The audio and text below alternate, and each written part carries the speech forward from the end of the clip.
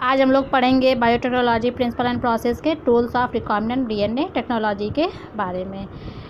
अभी तक हम लोग पढ़े थे बायोटेक्नोलॉजी प्रिंसिपल एंड प्रोसेस, जिसमें हम लोग बायोटेक्नोलॉजी की डेफिनेशन पढ़े थे और उसकी प्रिंसिपल के बारे में पढ़े थे। उसके क्या प्रिंसिपल्स हैं, दो प्रिंसिपल थे, एक तो था जेनेटिक इंजीनियरिंग, दूसरा था केमिकल इंजीनियरिंग या बायो प्रोसेसिंग। उसके बाद हम लोग पढ़ते हैं रिकॉम्बिनेंट डीएनए, जीन क्लोनिंग, जिसके बारे में अभी हम लोग आगे पढ़ेंगे। ORI, ओरिजिन ऑफ रेप्लिकेशन, और इसको किसने डिस्क्राइब किया था? प्लाज्मिड है। प्लाज्मिड को किसने डिस्क्राइब किया? कोहेन एंड बोयर ने, जिसको कि फादर ऑफ जेनेटिक इंजीनियरिंग कहा जाता है। अब हम लोग पढ़ेंगे tools of recombinant DNA technology के बारे में, जिसमें डिस्कस किया गया है कि जेनेटिक इंजीनियरिंग या रिकॉम्बिनेंट डीएनए टेक्नोलॉजी को ये तैयार किया गया है केवल अगर जो है मान लो हमारे पास रिस्ट्रिक्शन एंजाइम्स है, पॉलीमरेज एंजाइम्स है, लाइगेज है, वेक्टर्स हैं या होस्ट ऑर्गेनिज्म हैं, तो ये इसके टूल्स में आते हैं। अब हम लोग इसके बारे में डिटेल में पढ़ते हैं। रिस्ट्रिक्शन एंजाइम्स इसमें क्या है? ये इसका टूल्स हैं। टूल्स का मतलब औजार। जैसे जो है हम कोई भी काम कर रहे हैं तो उसके लिए हमको टूल्स की ज़रूरत होती है। कील हमको ठोक रहे हैं तो कील को ठोकने के लिए हमको हथौड़े की ज़रूरत होती है। तो उसी तरह से डीएनए टेक्नोलॉजी के लिए हमको टूल्स की ज़रूरत होती है। तो वो टूल्स में क्या क्या आते हैं? रिस्ट्रिक्शन एंजाइम्स है, पॉलीमरेज एंजाइम्स है, लाइगेज है, वेक्टर्स है, होस्ट ऑर्गेनिज्म है, जिसके बारे में अब हम लोग डिटेल में पढ़ेंगे। रिस्ट्रिक्शन एंजाइम्स क्या होता है? रिस्ट्रिक्शन एंजाइम्स देखो, ये डीएनए कटिंग एंजाइम्स है। अभी हम लोग ऊपर पढ़े हैं रिस्ट्रिक्शन एंजाइम्स मॉलिक्यूलर सीजर का काम करता है, जो कि डीएनए को कट करने का काम करता है। तो ये डीएनए कटिंग एंजाइम्स होता है। रिस्ट्रिक्शन एंजाइम्स ये 1963 में जो है दो एंजाइम्स रिस्पॉन्सिबल हैं restricting the growth bacteriophage in Escherichia coli. Escherichia coli को ग्रो करने के लिए, उसको सेपरेट करने के लिए दो तरह के एंजाइम्स जो हैं रिस्पॉन्सिबल हैं, दो तरह के रिस्ट्रिक्शन एंजाइम्स रिस्पॉन्सिबल हैं। एक तो होता है मेथिल ग्रुप्स टू डीएनए, इसको ऐड किया जाता है सेपरेट करने के लिए, जबकि दूसरा जो होता है कट डीएनए के लिए, यानी रिस्ट्रिक्शन एंजाइम्स। बाद में इसको कहा गया है रिस्ट्रिक्शन एंडोन्यूक्लियेज, यानी न्यूक्लियस से इसको अलग करना। क्लीवेज का मतलब तोड़ना या डीएनए को तोड़ देना। किसमें? 4 ग्रुप्स में तोड़ रहे हैं जो कि हेल्पफुल होता है डीएनए को कट करने में। अब जो है पहला जो रिस्ट्रिक्शन एंडोन्यूक्लियस है वो है हिन सेकेंड, जो कि फंक्शन करता है depending on a specific DNA nucleotide sequence. Specific DNA nucleotide sequence का मतलब, यानी ये न्यूक्लियोटाइड जैसे कि हम लोग कल पढ़े थे, एडेनिन है, ग्वानिन है, साइटोसिन है, थाइमिन है। तो इन सब का जो सीक्वेंस है, एडेनिन से थाइमिन जुड़ा हुआ है, ग्वानिन से साइटोसिन है, थाइमिन से एडेनिन है, साइटोसिन से ग्वानिन है। तो ये न्यूक्लियोटाइड सीक्वेंस है, तो इसके लिए जो है इस पर ये डिपेंड करता है। ये पाया जाता है हिन सेकेंड ऑलवेज कट डीएनए, यानी हमेशा कट करने के लिए, डीएनए को कट करने के लिए हिन सेकेंड का यूज़ किया जाता है। ये स्पेशल बेस सीक्वेंस इसको कहते हैं द रिकॉग्निशन सीक्वेंस, जो 6 बेस पेयर होते हैं। 6 बेस पेयर का मतलब वही बेस पेयर हो गया एडेनिन थाइमिन, ये एक बेस पेयर है। थाइमिन, एडेनिन, साइटोसिन, ग्वानिन, तो ये बेस पेयर है। तो ये 6 बेस पेयर जो पाए जाते हैं तो ये कहलाते हैं रिकॉग्निशन सीक्वेंस हिन सेकेंड के लिए। आजकल हम जानते हैं कि ज़्यादा से ज़्यादा लगभग 900 के नियर अबाउट रिस्ट्रिक्शन एंजाइम्स ये आइसोलेट करते हैं फ्रॉम ओवर 230 स्ट्रेन से जो है इसको लिया जाता है बैक्टीरिया के। आगे देखो कैसे जो है हम लोग, जैसे प्रोकैरियोटिक सेल है from which they were isolate, जहाँ से इसको आइसोलेट किया जा रहा है। जैसे कि एग्जांपल है इको इको का मतलब हो गया एस्केरिशिया कोलाई, RI का मतलब रिस्ट्रिक्शन, ये आई नहीं है, ये है फर्स्ट, फर्स्ट, तो इको फर्स्ट। इको का मतलब एस्केरिशिया कोलाई, R का मतलब हो गया रिस्ट्रिक्शन एंजाइम्स, और ये फर्स्ट ये आया है कहाँ से? एस्केरिशिया कोलाई RY13 से इसको लिया गया है। ई को R first, letter R is derive from the name of restriction, R को डिराइव किया गया है रिस्ट्रिक्शन से, तो अभी हम बताएं वही चीज़। तो आर क्या है, वो एक स्ट्रेन है। स्ट्रेन का मतलब यानी रिस्ट्रिक्शन एंजाइम्स का जो है वो दिया हुआ है। तो ये स्ट्रेन कहाँ से लिया गया है, बैक्टीरिया से लिया गया है। रिस्ट्रिक्शन एंजाइम्स जो है जिसके बारे में हम लोग आगे क्लास में पढ़ेंगे, जिसको कहा जाता है न्यूक्लियस। न्यूक्लियस का मतलब हो गया क्या, यानी न्यूक्लियस से जो एंजाइम्स सिक्रीट हो रही हैं। दो तरह की होती है न्यूक्लियस, एक तो होता है एक्सोन्यूक्लियस, दूसरा होता है एंडोन्यूक्लियस। एक्सोन्यूक्लियस क्या करता है, रिमूव न्यूक्लियोटाइड्स, न्यूक्लियोटाइड्स को रिमूव कर देता है। अब न्यूक्लियोटाइड्स क्या है, न्यूक्लियोटाइड्स के बारे में अभी हम लोग बताए हैं कि जिसमें कि वह बेस पेयर जो कि शुगर और फास्फेट ग्रुप से लिंक्ड रहता है। लिंक का मतलब जुड़ा रहता है। तो ये न्यूक्लियोटाइड्स होता है। न्यूक्लियोटाइड्स को रिमूव करने के लिए एक्सोन्यूक्लियस का यूज़ किया जाता है from the ends of the DNA, DNA के एंड से। डीएनए का एंड्स 5' 3', जहाँ पर एंडोन्यूक्लियस क्या काम करता है, कट करने का काम करता है। उसकी पोजीशन को, डीएनए की पोजीशन को ये कट कर देता है। प्रत्येक रिस्ट्रिक्शन एंडोन्यूक्लियस का काम करता है inspecting the length of A DNA sequence. जैसे एक इंस्पेक्टर का काम होता है कि पूरे अपने एरिया को कंट्रोल करने का, तो उसी तरह से जो रिस्ट्रिक्शन एंडोन्यूक्लियस होता है वो भी डीएनए सीक्वेंस में उसकी लंबाई को इंस्पेक्ट का काम करता है। इसी तरह से स्पेसिफिक रिकॉग्निशन सीक्वेंस में भी ये काम करता है।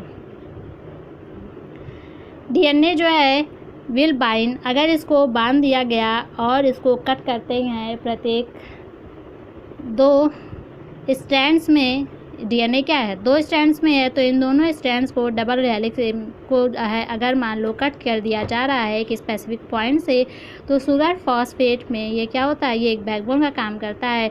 प्रत्येक रिस्ट्रिक्शन एंडोन्यूक्लियस रिकॉग्नाइज कर रहा है specific palindromic nucleotide sequence in the DNA. Palindromic nucleotides का मतलब यानी उल्टा सीधा एक समान। जैसे मलयालम को अगर हम इधर से भी पढ़ रहे हैं तो मलयालम आ रहा है, उधर से भी पढ़ेंगे तो मलयालम आएगा। जहाज़ को इधर से भी पढ़ेंगे तो जहाज़ होगा, उधर से भी पढ़ेंगे तो जहाज़।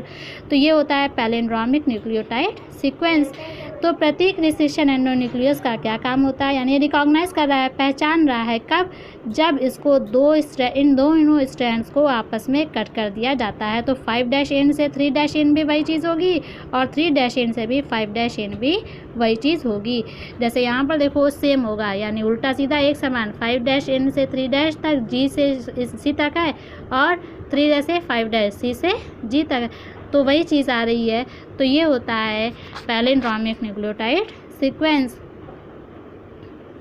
आगे हम लोग देख रहे हैं कि रिस्ट्रिक्शन एंडोन्यूक्लियस ये यूज़ होता है जेनेटिक इंजीनियरिंग में to form recombinant molecules of DNA. DNA के मॉलिक्यूल्स को बनाने में भी इसका यूज़ किया जाता है, जो कि डीएनए को कंपोज करता है अलग अलग सोर्सेज या अलग अलग जीनोम से। जीनोम्स यानी जीन, जब इसको कट कर दिया जा रहा है सेम रिस्ट्रिक्शन एंजाइम, ये इसी तरह की रिस्ट्रिक्शन एंजाइम्स यानी एंडोन्यूक्लियस एंजाइम्स के द्वारा जब इसको कट करते हैं, तो रिज़ल्ट में डीएनए फ्रेगमेंट्स यानी जो डीएनए के जो खंड पार्ट्स, फ्रेगमेंट्स यानी पार्ट्स जो मिल रहे हैं, तो इसके पास उसी तरह की स्टिकी एंड्स होंगे। स्टिक का मतलब है चिपचिपा पदार्थ। और दिस कैन बी ज्वाइन, ये क्या होते हैं, ये ज्वाइन हो जाते हैं एक साथ एक एंड से दूसरे एंड को डीएनए लाइगेज से द्वारा।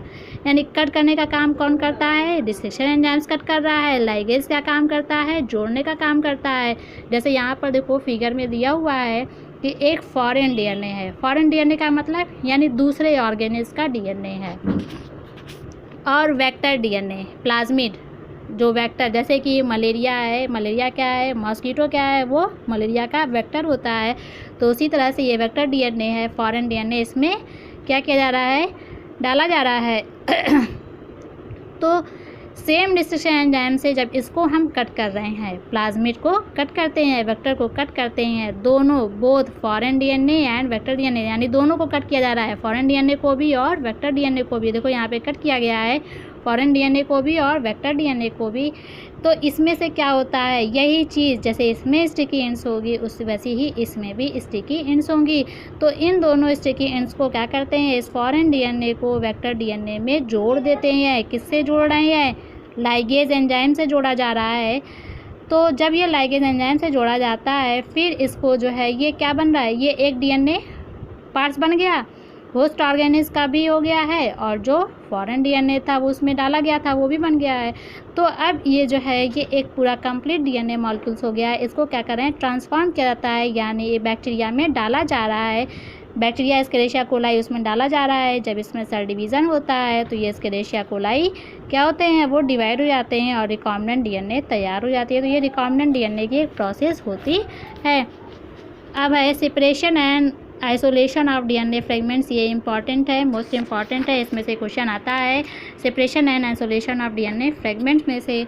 तो देखो यहाँ पर क्या है, ये है कटिंग ऑफ डीएनए। डीएनए को कट करते हैं रिस्ट्रिक्शन एंडोन्यूक्लियस के द्वारा, जिसमें कि डीएनए का फ्रेगमेंट्स अलग अलग फ्रेगमेंट्स मिलते हैं। यही फ्रेगमेंट्स जो होते हैं ये अलग किए जाते हैं, सेपरेट किए जाते हैं एक टेक्निक से जिसको जेल इलेक्ट्रोफोरेसिस कहा जाता है। यानी डीएनए फ्रेगमेंट्स को जब किसी एंजाइम्स के द्वारा कट कर दिया जा रहा है, किसी टेक्निक से कट किया जा रहा है, तो जो टेक्निक जो होती है उसको क्या कहा जाता है, जेल इलेक्ट्रोफोरेसिस कहा जाता है। टेक्निक यानी प्रोसेस, जिस भी मेथड से उसको किया जा रहा है। इस तरह से जो डीएनए फ्रेगमेंट्स होते हैं उसके पास नेगेटिवली चार्ज मॉलिक्यूल्स होते हैं जो कि सेपरेट हो जाते हैं by forcing them to move towards, यानी आगे की तरफ the anode under an electric field. Anode की साइड में वो क्या हो रहे हैं, वो खींचे चले जा रहे हैं एक मैट्रिक्स में। आजकल जो है यूज़ होता है इस मैट्रिक्स का एगेरोज जेल में। आजकल इस मैट्रिक्स जो है, जो मैट्रिक्स जो इसमें जिस मैट्रिक्स से ये खींचे जा रहे हैं वो मैट्रिक्स कौन सा है, एगेरोज जेल, जो कि नेचुरल पॉलीमर होता है। ये सीवीड से निकाला जाता है। सीवीड्स यानी समुद्र के खरपतवार से निकाला जा रहा है। डीएनए फ्रेगमेंट्स को अलग किया जाता है उसके साइज़ के अकॉर्डिंग थ्रू सीविंग इफेक्ट। सीविंग्स का मतलब यानी चाल कर, चलने की द्वारा। तो इस तरह से जो है उसको अलग करते हैं, किस जल से, एगेरोज जल से। तो स्मॉलर फ्रेगमेंट जो है उसमें मिलते हैं। जो स्मॉलर फ्रेगमेंट साइज़ होते हैं फर्दर ये दूर चले जाते हैं, दूर मूव घूम जाते हैं। यहाँ पर देखो दिया हुआ है, ये टेक्निक है, इससे जो है इलेक्ट्रोफोरेसिस जल से ये काम किया जा रहा है। सेपरेटेड डीएनए फ्रेगमेंट, जब डीएनए फ्रेगमेंट जो अलग हो जाते हैं वो दिखते हैं ओनली आफ्टर स्टेनिंग। स्टेन करके, जब उसमें हम स्टेनिंग करते हैं, स्टेनिंग किस चीज़ की जा रही है, इथीडियम ब्रोमाइड की स्टेनिंग की जाती है और इसको अल्ट्रा वायलेट रेडिएशन में देखते हैं। वैसे नहीं दिखाई दे सकता है डीएनए, प्योर डीएनए नहीं देख सकते हैं विजिबल लाइट में। ये जो है बिना स्टेनिंग के इसको नहीं देखा जा सकता है। स्टेनिंग किसी की जाती है, इथीडियम ब्रोमाइड की स्टेनिंग की जा रही है। जब हम इथीडियम ब्रोमाइड की स्टेनिंग करते हैं तो ये डीएनए का बैंड जो होता है ये ऑरेंज कलर का दिखाई देता है अल्ट्रा वायलेट रेडिएशन में। तो जो डीएनए के जो बैंड सेपरेट जा रहे हैं, अलग हो जा रहे हैं, ये बाहर निकाल लिए जाते हैं एगेरोज जेल से और ये जेल पीस से एक्सट्रैक्ट कर लिए जाते हैं, निकाल दिए जाते हैं। इस स्टेप को कहते हैं इल्यूशन। यानी इल्यूशन का मतलब क्या हुआ, वही सेम कॉपी बन रही है। जैसे एक क्लोन बनता है तो वही सेम कॉपी डीएनए की बन जाती है। डीएनए फ्रेगमेंट्स को प्यूरिफाई जाता है, यानी अब इसको क्लियर किया जा रहा है इस वे से कंस्ट्रक्टिंग रिकॉम्बिनेंट डीएनए में यूज़ करके, joining them with cloning vectors. Cloning vectors के द्वारा ज्वाइन करके, जोड़कर। अब है क्लोनिंग वेक्टर्स। क्लोनिंग वेक्टर्स क्या होता है, प्लाज्मिड और बैक्टीरियोफेज के पास अपनी एक कैपेसिटी होती है रिप्लिकेशन की, बैक्टीरियल सेल के रिप्लिकेशन की। रिप्लिकेशन का मतलब हिंदी में इसको कहते हैं द्विगुणन, यानी अपनी ही तरह की कॉपी को बनाना, ये कहलाती है रिप्लिकेशन। तो ये डिपेंड करता है बैक्टीरियल सेल पे क्रोमोसोमल डीएनए को कंट्रोल करने में। बैक्टीरियोफेज क्योंकि जो है इसके पास ज़्यादा नंबर के सेल होते हैं इसीलिए इसको लिया जा रहा है। कुछ प्लाज्मिड्स में केवल 1 या 2 कॉपी होती हैं, हर सेल्स की 1 या 2 कॉपी होती हैं, जहाँ पे दूसरी जो होती हैं 15 से 100 कॉपीज़ होती हैं। वेक्टर्स ये प्रेजेंट होता है इंजीनियर्ड इन सच ए वे, इस वे में जो कि आसानी से डीएनए फॉरेन डीएनए को जोड़ सकता है और रिकॉम्बिनेंट्स को जो है सेलेक्ट कर सकता है नॉन रिकॉम्बिनेंट से। इसमें हम लोग पढ़ेंगे क्लोनिंग वेक्टर में ORI क्या है, सेलेक्टेबल मार्बल और क्लोनिंग साइट्स। ये 3 चीज़ जो होती है ये क्लोनिंग वेक्टर में आती है। तो इन तीनों के बारे में हम लोग आगे पढ़ेंगे।